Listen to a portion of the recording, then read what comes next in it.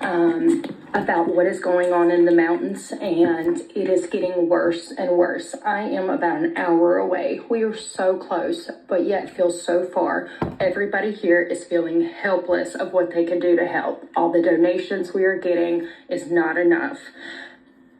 But yet our government is saying, go ahead, keep going, community. Go ahead. Y'all are doing great. Go ahead.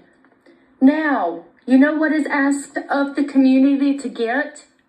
Body bags. Freaking body bags. And now to find out that the government is coming in and actually just seizing the land and saying, no, this land doesn't belong to you anymore. We're going to bulldoze it all. We're going to take over it. All of your family members' bodies are just going to be washed away with everything else that we're going to get rid of with the bulldozer. Like, where is the humanity in all this? It takes a special kind of evil to be doing what they are doing in the mountains right now. They are hiding so much information from everybody that it is insane. The only way that we are getting it and actually know it's facts, because it's from friends of ours that are actually up there personally trying to help. The ones that aren't getting kicked out, though, because now that the National Guard is in there with their big old planes, they're saying that everybody with the smaller helicopters can get out. How are you with your big ass helicopters or airplanes going to get into these more rural areas? Why are you kicking out the people on ATVs that are going up mountains that you can't even get to? Why are you kicking out the people that have mules hauling in supplies to areas that the government cannot get to, but yet is telling the community to stand down? There's something very shady going on, and everybody needs to be made aware of it, and the message needs to be passed on so we can put a stop to this, if we can. The city of Chimney Rock, now completely washed away, that is the first city that the government has taken over. They've already had the town meeting last night and told everybody, y'all got to get out and you cannot come back. And it's even more maddening that the news is spreading lies, saying that we've only had a couple hundred deaths is absurd. The morgues are filled up. There are trailers bigger than people have ever seen before outside these morgues that are now filled up with bodies. There are bodies getting pulled out of trees. There are bodies getting found under trees. There's bodies everywhere. And you're saying, oh, it's just a couple hundred. No, it's not. Everybody is getting lied to. It is like a war zone over there.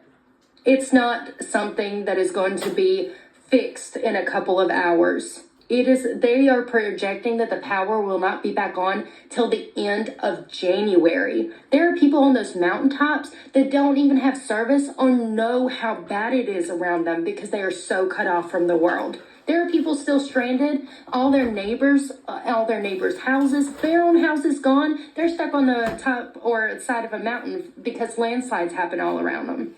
It is so bad around here. I can't even say everything because there's just so much.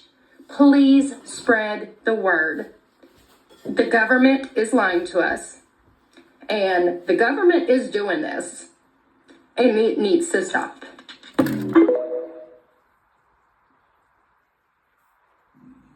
I'm currently in Asheville, North Carolina with my company doing disaster security for a dialysis company. And we're also doing search and rescue for patients to bring them to dialysis so they don't die. This place is a war zone, people, and the military is not here. And the reason I'm pissed, because I was part of the operation during Hurricane Katrina. I was stationed in San Diego, and within 96 hours, we were in Louisiana. And these bastards are not sending the military here. There's so much destruction. There's no news crews here. That's why you're not seeing it. The American people should be angry at what our government is doing to this town. There are people hurting here. There are so many people dying. I drove past a young kids about 5 to 7 years old. They were brother and sister, and they were looking for their parents. We got them to a church. These young kids don't know where their mom and dad are. and the military is being fucking hamstringed by these goddamn DOD fucking executives. If you're not angry, you should be, because this is what our government thinks about us. They're not here to help us. We have to take care of ourselves. There's towns here that are self-policing. We drove into towns where the town folk came up to us and said, "What are you doing here?" So we're looking for patients. We're trying to get them help. And they welcomed us with open arms. This is bad, people. You're not here. It is very bad. We need